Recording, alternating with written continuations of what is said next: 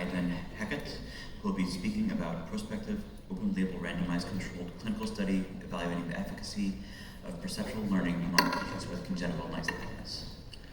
Thank you very much. Thank you for inviting me. It's great to be here. I'll be presenting a study on the use of perceptual learning to improve vision in patients with congenital nystagmus. I have no disclosure. The study itself was funded partly by a grant from the Israeli Innovative Authority and the Israeli Ministry of Health, and partly by Revital Vision, which also provided the software that we use for the intervention. They had no involvement in the execution of the study, or the outcome evaluations, or the data analysis. So efforts to improve vision in patients with nystagmus is something that has shown limited success so far, especially in patients which don't have a null point. Perceptual learning-based vision exercises have shown promising results and were studied since the early 2000s, but mainly in the context of amblyopia. We wanted to examine the use of perceptual learning in patients with congenital nystagmus. The vision exercises that we evaluated are based on a computer program that uses a stimulus called a Gabor patch, which was designed by Nobel Prize winner Dennis Gabor all the way in the 70s. And you can see an example of one down there on the right. It's designed to match the shape of the receptor fields of the visual cortex in order to maximize the neural response to stimuli. And in addition to the stimulus, the software uses two additional images on either side called flankers, which have been shown to further increase the neural response in animal models. In the first stage, the software maps the specific deficiencies of each patient in various visual aspects, such as spatial frequency and contrast sensitivity, and you can see the examples here on the image. And the patients are then asked to sit in front of the computer at home and react to visual stimuli provided by the software.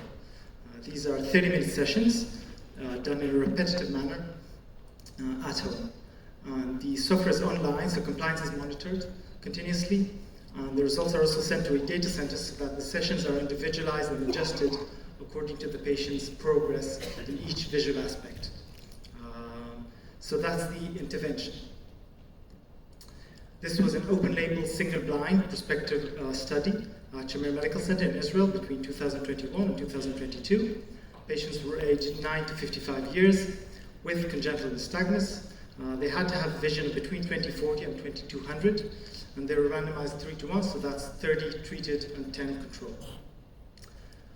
The treatment group underwent these 30-minute sessions at home 3 to 4 times a week for 4 months, and the control group was followed without treatment. Both were examined by a qualified optometrist, which was blinded to the allocation. And they were examined at the beginning of the study, at the end of treatment, and also 6 months after the end of treatment. So 40 patients were recruited, 4 were lost to follow-up in the treatment group, so 36 completed the study. The compliance was very high in the treatment group, about 90%. So let's jump straight to the results. And you can see that the vision here is in log mass, and lower is better. And you can see that in the treatment group, vision significantly improved by about 1 line of improvement compared to the control group where there was no significant change. We also looked at the percent of patients which improved by various thresholds of vision. So in the treatment group, 80% of patients improved by any amount compared to only 30% in the control group, which was statistically significant. 46% improved by 1 line or more in the treatment group, compared to only 10% in the control group, which was also significant, and 15% improved by 2 lines or more compared to 10% in the control group, and that was non-significant. And these are the results 6 months after the end of treatment, and you can see the vision remained the same and even slightly improved. There's no rebound effect after the end of treatment. We also looked at near visual acuity, and again you can see the visual acuity in the treatment group, which was significantly improved. Here the average was 2.2 lines compared to the control group where the difference was non-significant. And about 30% of patients had good visual acuity for near JAGA1, but of those who didn't, 94% improved to JAGA1 in the treatment group compared to only 25% in the control group, which was also significant. And again, the results 6 months after the end of treatment in the treatment group, and you can see the vision remained the same. There was no rebound or deterioration in vision. We also looked specifically at the percentage of patients, at the threshold of vision which allows patients to drive. That's a very important threshold for our patients, obviously. At the beginning of the study, only 5 patients had vision which allowed them to drive in the treatment group, and that increased to 11 at the end, so 6 additional patients which were able to gain a driver's license in the treatment group compared to only 1 in the control group. The video was supposed to be showing you the young girl jumping with joy. That's a video she sent to us when she was notified that she was getting a driver's license, but unfortunately it doesn't work. I don't think it does actually. Okay, let's move on. And finally, we looked at binocularity and stereo acuity. On the right, you can see the percent of patients without any binocularity.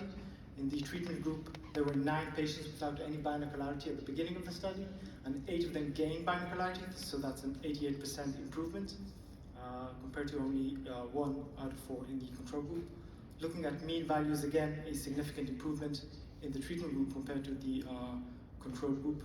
And lastly, contrast sensitivity, which we also tested for at the beginning and the end of the study, which also improved further in the treatment group, but that difference did not reach statistical significance. Last year, the American Academy of Ophthalmology published a report about the surgical options to improve vision in patients with nystagmus, and they found about 1 to 2 lines of improvement, but the rate of complications was relatively high, and almost none of these studies had a control group. Our study showed a similar amount of improvement in vision, but there was obviously no complications associated with this surgery or anything else.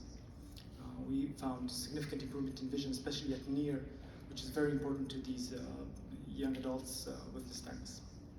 We wish to thank the study advisors, Richard Jatel, Murad, and Ramesh Kakanaya, and the entire study crew.